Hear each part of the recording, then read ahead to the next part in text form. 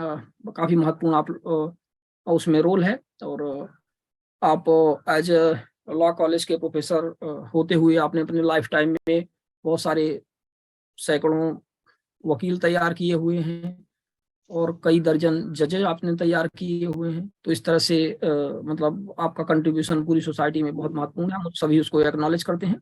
और हम स्वागत करते हैं अश्विन कारिया जी का। अश्विन कारिया जी, स्वागत है आपका। थैंक यू शिवानंद जी, धन्यवाद। धन्यवाद। तो आज का जो विषय है, तो it is a matter of grave concern कि पेंडेंसी इंक्रीज होती जा रही है। आजकल वो साल पहले वो 4 करोड़ केसेस से आज 5 करोड़ के नजदीक ये हमारी संख्या पहुंची है।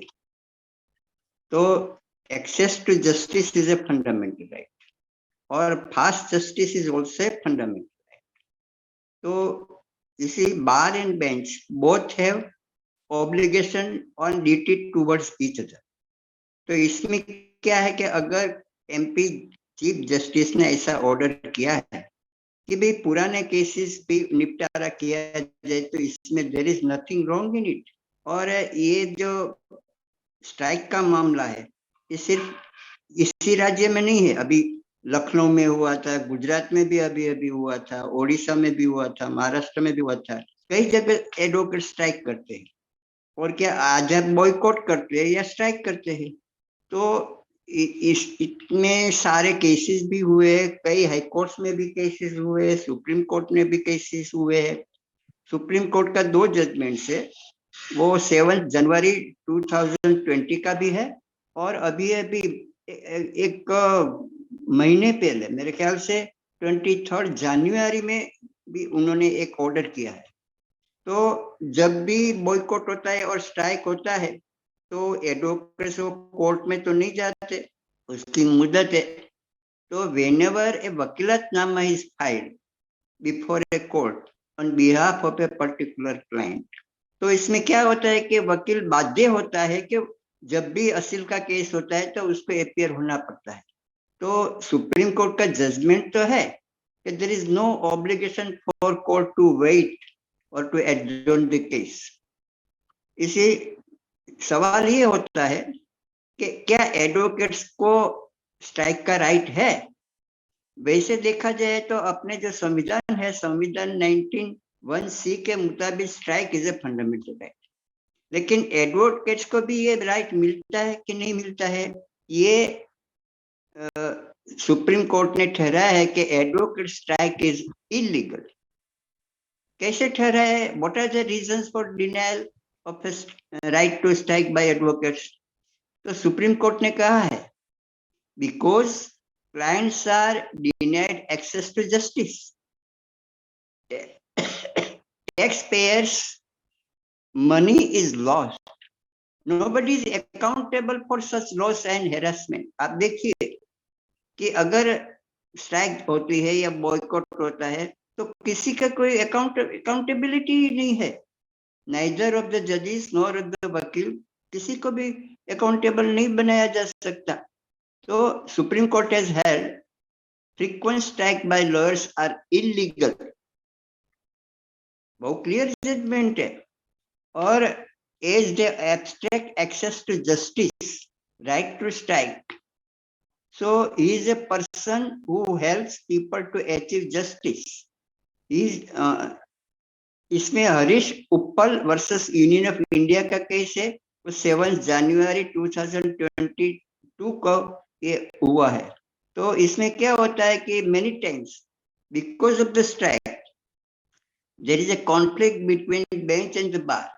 सो there is one understanding also that bench must understand the problems raised by the advocates wing. तो इसमें क्या होता है कि ये जो अपनी जो बेंच वाले लोग हैं वो एडवोकेट्स का जो रियल क्वेश्चन है वो समझने की कोशिश नहीं करते। जैसे आप देखिए कि जस्टिस अकील कुरैशी जो त्रिपुरा में चीफ जस्टिस थे, वो सुप्रीम कोर्ट में प्रमोशन के लिस्ट में नंबर 2 पर थे, उसको प्रमोशन नहीं दिया क्योंकि जब ये गुजरात हाई कोर्ट में जस्टिस थे तब उन्होंने प्रेजेंट गवर्नमेंट के खिलाफ एक जजमेंट दिया था इसी के कारण उसको सुप्रीम कोर्ट में प्रमोशन भी नहीं मिला और वे रिटायर भी हो गए। तो Gujarat high court bar association ने स्ट्राइक की थी 5 डेज तक। वे लोग मिले भी थे सुप्रीम कोर्ट में। तो सुप्रीम कोर्ट ने कहा पहले you withdraw your strike first then we will consider the case. तो उसमें कुछ नहीं हुआ। तो जो रीजनेबल डिमांड है या प्रॉब्लम से उसको एड्रेस करना चाहिए, उसको सॉल्यूशन होना चाहिए, तो ये स्ट्राइक का क्वेश्चन अराइज नहीं होता। तो ये जब भी ये हम सोचते हैं कि भाई कॉन्स्टिट्यूशन का तो राइट है, right to strike is a fundamental right, लेकिन at the same time advocates hold a special position with regard to clients interest and there becomes a conflict and the taxpayers money is lost also। तो ये नहीं होना चाहिए। जब supreme court ने illegal ठहराया है तो इसमें अपने जो एडवोकेट्स है वो मेरे ख्याल से ये सुप्रीम कोर्ट में जजमेंट क्यों नहीं मान। उसका ऑब्लिगेशन कि उसको भी सुप्रीम कोर्ट का ऑर्डर का रिस्पेक्ट करना चाहिए, उसको ओबे करना चाहिए। जो भी उसके प्रॉब्लम्स है वो एड्रेस करके स्क्रूटिनाइज करके उसको भेजना चाहिए। लेकिन स्ट्राइक का जो ख्याल है और स्ट्राइक का जो स्टेप है वो ठीक नहीं है। हमारे केसेस आप देखें कि 5 करोड़ से नजदीक पहुंच गए, कल 5 करोड़ से ज्यादा भी होंगे। तो इसकी क्या जिम्मेवारी है, कौन जिम्मेवार है? अगर ये advocate if they go on strike, अभी जो हड़ताल करेंगे तो जो अपना जो बिजनेस है वो और भी डिस्टर्ब होगा और पेंडेंसी बढ़ेगी। तो पेंडेंसी को कम करने के लिए एडवोकेट्स, बेंच को, बार को, सभी को और क्लाइंट्स को भी कोऑपरेशन देना चाहिए। इसकी बदले ये तो they are obstructing the work of the courts, ये तो ठीक बात नहीं है। तो मेरे ख्याल से उसको वापस लेना चाहिए, ज्वाइन करना चाहिए, because they are duty bound to observe the interest of the clients. तो इसमें क्लाइंट्स का इंटरेस्ट उसको लॉस होता है, उसको हेरासमेंट होती है। वो लोग आते हैं वापस जाते हैं बिना काम के। ये मेरे ख्याल से अच्छा नहीं है। तो जैसे सुप्रीम कोर्ट ने ठहराया है कि भाई इलीगल है, तो एडवोकेट्स के तो इलीगल काम नहीं करना चाहिए, ऐसी मेरी सोच है। धन्यवाद शिवानंद जी। धन्यवाद कारिया साहब, आपने बहुत सही बात कही है कि ये लीगल है और लीगल पोजीशंस पर बैठे हुए और उसको प्रोटेक्ट करने वाले लोग ही यदि लीगल काम करेंगे कानून की नज़र में, तो वो बहुत अच्छा नहीं माना जाएगा। हमारे बीच में माननीय आत्मदीप जी भी जुड़ चुके हैं, मध्य प्रदेश के पूर्व राज्य सूचना आयुक्त रहे हैं और हमारे इस कार्यक्रम के बहुत महत्वपूर्ण कड़ी हैं। उनका हम सब स्वागत करेंगे। और अभी हाल ही में हमने देखा था कि एक टीवी चैनल में एक डिबेट था जिसमें माननीय आत्मदीप जी ने भी इस पक्ष को, अपने पक्ष को रखा था। वहां पर एक वकील साहब भी थे और साथ में एक सामाजिक क्षेत्र से जुड़े हुए व्यक्ति भी थे। वो हमने उनका एक डिबेट देखा था जिसमें एंकर कुछ इस तरह से प्रश्न पूछ रहे थे कि इसके क्या सकारात्मक और क्या नकारात्मक पहलू हैं, और दोनों ही पक्ष अपना अपने बात रख रहे थे। तो वहां पर माननीय आत्मदीप जी ने भी अपनी बात रखी है। तो हम यहाँ पर उनको इनवाइट करेंगे इस कार्यक्रम में, और वो बताएं कि उनकी समझ के हिसाब से ये जो आदेश है चीफ जस्टिस महोदय का मध्य प्रदेश के, और फिर उसके बाद जो ये कंसेक्वेंटली जो स्ट्राइक हमारे वकील साहब लोगों ने की है भोपाल और आसपास के जिलों पर में, तो इस पर क्या उनकी प्रतिक्रिया है और क्या वो अपने ओपिनियंस रखते हैं। आत्मदीप सर, सुन पा रहे हैं? जी, रिक्वेस्ट है आपसे, मुझे 10 मिनट दीजिए बस जी प्लीज। बिल्कुल, जी तब बिल्कुल। तक मैं सुनता हूँ, तब तक पार्टिसिपेंट के भी विचार सुन सकते हैं। बिल्कुल, तब तक हम कार्यक्रम में आगे बढ़ते हैं। और हमारे बीच में मध्य प्रदेश हाई कोर्ट जबलपुर के सीनियर एडवोकेट अधिवक्ता और इस कार्यक्रम के ऑर्गेनाइजर श्री नित्यानंद मिश्रा जी जुड़े हुए हैं। तो हम उनका स्वागत करेंगे। उम्मीद है कि वो हमें जुड़ पाए होंगे, क्योंकि अभी प्रारंभ में वो जुड़े नहीं थे। तो आप ही के कोर्ट से संबंधित है, जो जज साहब का आदेश आया है, और फिर जज साहब के आदेश के बाद आपके वकील साथियों ने जिस तरह से मोर्चा खोल दिया है नित्यानंद जी, तो इस पर क्या आप भी मतलब इस जो स्ट्राइक है, क्या इस स्ट्राइक में आप भी पार्टिसिपेट हो रहे हैं? सभी को नमस्कार। देखिए, निश्चित तौर पर एक गंभीर विषय है, और जो 25 केसेस वाला विषय है माननीय चीफ जस्टिस साहब के समक्ष विचाराधीन है। वकील समुदाय ये नहीं चाहता कि निर्णय ना हो। हम सब चाहते हैं, जब हम अपने क्लाइंट को न्याय नहीं दिला पाते और जब मामले 10 साल तक चलते हैं तो हमको भी दुख होता है। तो हम भी चाहते हैं कि निर्णय त्वरित गति से हो, जल्द से जल्द निर्णय हो, लेकिन वकील समुदाय की भी कुछ समस्याएं हैं। देखिए, मैं एक एग्जाम्पल देके आपको बताना चाहूंगा कि जैसे मान लीजिए जबलपुर की मैं बात करता हूँ, 60 से 65 जजेस डिस्ट्रिक्ट कोर्ट में बैठते हैं।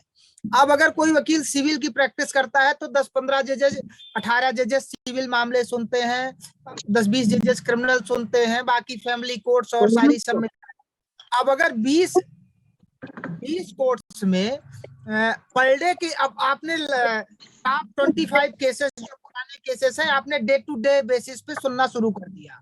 तो अब उससे समस्या क्या हो रही है कि कोई केस ऐसा तो है नहीं कि 1 मिनट में निर्णय हो जाता है मामलों में।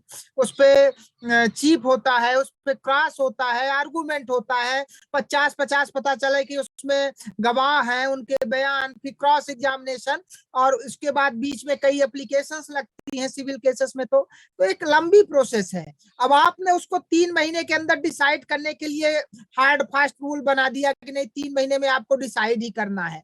तो वकील समुदाय का ये कहना है कि जिन मामलों पे एक समय लग सकता है, बड़े मामले हैं जिसपे समय, टाइम कंज्यूमिंग प्रोसेस है, उसको इस तरह आप टाइम बाउंड मत बांधिए। उससे एटलीस्ट अंतिम में तो नुकसान आम आदमी का ना है। ये अगर कोई सोचे कि न्याय सिर्फ जज देता है, तो मेरा मानना है कि जज न्याय जरूर देते हैं, लेकिन वकीलों की बिना सहायता के न्याय दे पाना कठिन है, क्योंकि इतना कम जजेस के पास वर्कलोड है। तो वकील क्या करते हैं कि जज को 5 मिनट में अपनी 2 घंटे, 4 घंटे, 5 घंटे की मेहनत 2 मिनट में जज को बताते हैं कि साहब इसमें ये मामला है, ये इशू है, ये लॉ पॉइंट है। दूसरा पक्ष का भी वकील बताता है कि साहब ये 5 घंटे पढ़ के, 4 घंटे पढ़ के आता है और बताता है कि ये मामला है, ये इशू है, ये लॉ पॉइंट है। तब जज उस पर निर्णय दे पाता है। और अगर आप सोचें कि अगर जज अपने से पढ़ के निर्णय दे पाएंगे, तो मुझे नहीं लगता कि दिन में 1, 2, 3 मामले जज सिविल के या क्रिमिनल के बड़े केसेस डिसाइड कर पाएंगे। तो न्याय प्रणाली में वकीलों की भूमिका भी उतनी महत्वपूर्ण है जितनी जजेस की महत्वपूर्ण है। अब अगर पर डे बेसिस पे आपने हियरिंग शुरू कर दी, कई ऐसे वकील हैं जिनके पास हर कोर्ट्स में मामले हैं, अब 20 कोर्ट्स में पर डे हियरिंग शुरू हो गई, तो समय तो उनके पास भी 5 बजे 6 बजे के बाद 4 ही घंटे हैं पढ़ने के, सुबह से फिर कोर्ट उनको भी आना है। तो देखिए क्या है कि प्रैक्टिकल अप्रोच के साथ ये सारी चीजें आपको करनी पड़ेंगी। आप एक दिन में सारी पेंडेंसी नहीं खत्म कर सकते। और ये जजेस के लिए भी बड़ी दिक्कत वाली बात है कि अगर उनको आप 3 महीने के अंदर टॉप 25 केसेस को डिसाइड करने के लिए आप बोल दोगे, रेगुलर जो नए मामले आ रहे हैं वो तो चल ही रहे हैं। कई कोर्ट्स में ये स्थिति थी कि नए मामलों पर सुनवाई कोर्टों ने बंद कर दी थी, उनको सब 6-6 महीने, 8-8 महीने, 1-1 साल की डेट मिल रही थी। तो कई प्रकार की प्रैक्टिकल समस्याएं न्यायालय के समक्ष हैं। उसके संबंध में स्टेट बार काउंसिल ने माननीय उच्च न्यायालय के मुख्य न्यायाधिपति महोदय से निवेदन किया है, और मेरा मानना है कि इसमें एक प्रैक्टिकल अप्रोच के साथ निर्णय होगा, और वकील समुदाय के भी हितों का, वकील समुदाय का मतलब है कि आम जनता के हितों का। अगर जल्दी निर्णय होना है, किसी में पूरी सुनवाई नहीं हो पाई है, तो न्याय प्रभावित होगा। वकील का ठीक है, वकील तो अपनी जो भी उनकी क्षमताएं हैं करेंगे, लेकिन अल्टीमेटली न्याय प्रभावित होगा, और न्याय प्रभावित नहीं होना चाहिए। तो मेरा मानना है कि जिस तरह से माननीय मुख्य न्यायाधिपति महोदय ने कहा है कि हम इस पे विचार करेंगे, विचार होगा और कुछ ना कुछ प्रैक्टिकली अप्रोच के साथ इस मामले पे निर्णय होगा। यही मेरा मत है इस पे। शिवानंद जी। जी धन्यवाद नित्यानंद जी। हमारे बीच में माननीय प्रवीण पटेल जी भी जुड़े हुए हैं, सामाजिक कार्यकर्ता और national federation for societies for fast justice के जनरल सेक्रेटरी हैं। वो भी जो फास्ट जस्टिस से संबंधित फोरम्स हैं उनके कई सारे मतलब पदों पर वो रह चुके हैं, एक अच्छी अपनी सेवा दे चुके हैं, जुड़े हुए हैं वर्तमान में भी। उनसे भी हम जानना चाहेंगे कि उनका इस विषय में क्या कहना है, मतलब इसमें क्या उनका अपना ओपिनियन है। क्योंकि जैसा कि आपने कहा कि न्याय प्रभावित होगा और जल्दी किसी एक समय सीमा में बांध दिए जाने का मतलब कि सुनवाई के दौरान कुछ चीजें छूट भी सकती हैं। कुल मिलाकर के है सही तरीके से यदि तर्क और पक्ष ना रखे गए तो इनजस्टिस हो सकता है। लेकिन फिर ये भी सवाल उठता है कि जो 10 साल से अधिक के केसेस हैं या 20 साल से अधिक के केसेस हैं, यदि आज तक उनमें गवाह, उनमें सारे पॉइंट्स, सारे टॉपिक उसमें यदि इंक्लूड नहीं हुए हैं, जो भी आप इसके अपने लीगल टर्म में आप बोलें, तो वो भी एक चिंता का विषय है कि भाई अभी तक क्यों नहीं हो पाए हैं। तो क्या फिर मतलब ऐसा क्या कि मतलब जज साहब यदि ये कह रहे हैं कि भाई जल्दी निपटारा हो जाए तो इसी में दिक्कत आ गई, फिर इसके पहले भी लोगों को विचार करना चाहिए था कि भाई इतना समय अंतराल जो दे दिया गया है 10 साल या 20 साल का, तो इतने में सारी प्रोसीजर पूरी कर ली जानी चाहिए थी, नहीं हुई तो ये भी एक चिंता का विषय है। हमारे बीच में प्रवीण जी हैं। प्रवीण जी, स्वागत है आपका। सुन पा रहे हैं?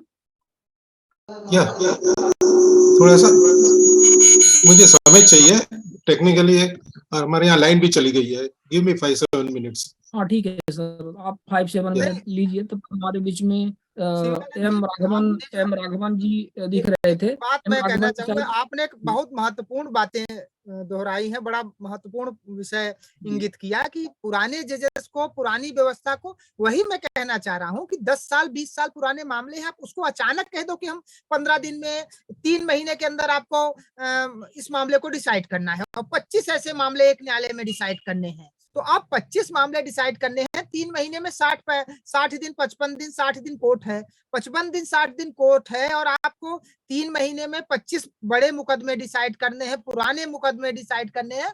तो प्रैक्टिकली अप्रोच के साथ ये निर्णय नहीं हुआ है, ये हमारा कहना है।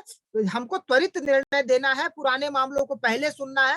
हालांकि हाई कोर्ट की भी और हर न्यायालय की ऐसी पॉलिसी होती है कि 5 year old matter, 10 year old matter, 20 year old matter, वो अलग अलग कैटेगरी बनी है, और उनपे डे टू डे नहीं मिलता तो कम से कम डेट नहीं मिलती, हर दूसरे दिन तीसरे दिन सुनवाई होती है, ऐसी पहले से भी पॉलिसीज है। लेकिन अगर आप इस तरह से बाध्यकारी कर देंगे तो मेरा मानना है कि कहीं ना कहीं इनजस्टिस होने की एक बड़ी संभावना है। इसलिए कुछ प्रैक्टिकल अप्रोच के साथ, और जैसे एक बड़ा विषय और है जो मेरे हिसाब से होता है कि प्रदेश में 90% मुकदमे 10% वकीलों के पास है, और 10% मुकदमे 90% वकीलों के पास है।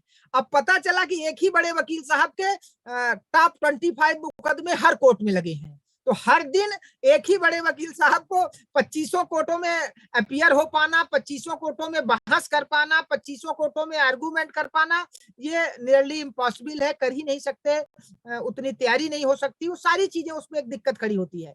तो हमको न केवल जुडिशियल सिस्टम को त्वरित करने के लिए जुडिशरी स्तर पे प्रयास करना पड़ेगा, वरन हमको अधिवक्ताओं के स्तर पे भी, अधिवक्ताओं की क्वालिटी डेवलपमेंट के लिए भी हमको प्रयास करना होगा। आप इस प्रदेश की स्थिति देखिए कि विगत पिछले साल 20 में मध्य प्रदेश में प्रोफेसर्स की भर्ती हुई है, उसके पहले मध्य प्रदेश के 80% कॉलेजेस में एक भी लॉ प्रोफेसर नहीं था। जो लॉ कॉलेजेस थे वहां एक भी रेगुलर प्रोफेसर नहीं था। तो हमारी क्वालिटी ऑफ एजुकेशन भी उतनी अच्छी नहीं है, और उसका परिणाम है कि जब बच्चे पढ़ के निकल आते हैं, हम पढ़ के तो निकल आते हैं लेकिन हम जानते कुछ नहीं है।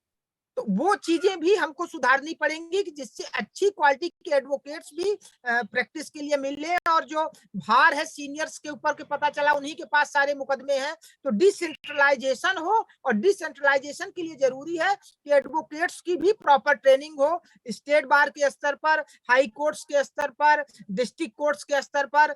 जजेस को ऐसा हम सबको मिलकर प्रयास करना चाहिए कि ट्रेनिंग कैंप शुरू हो, वकीलों को महीने 15 दिन की ट्रेनिंग हो, हर 6 महीने साल भर में रिफ्रेशमेंट कोर्सेस हो, जिससे हम अपडेट कर सके नए लड़कों को।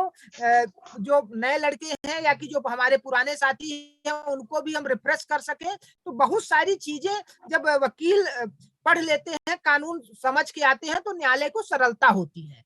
तो वो सारी चीजें भी हमको करनी पड़ेंगी इस जुडिशियल सिस्टम को एक चुस्त दुरुस्त करने के लिए, जिससे हमारी पेंडेंसी कम हो। जैसे मैंने पिछली बार भी आपसे बताया था कि देश में हाई कोर्ट्स की स्तर पे ये 25 मामले आपने डिस्ट्रिक्ट कोर्ट के लिए तो लागू कर दिए, हाई कोर्ट में लागू करके दिखाइए।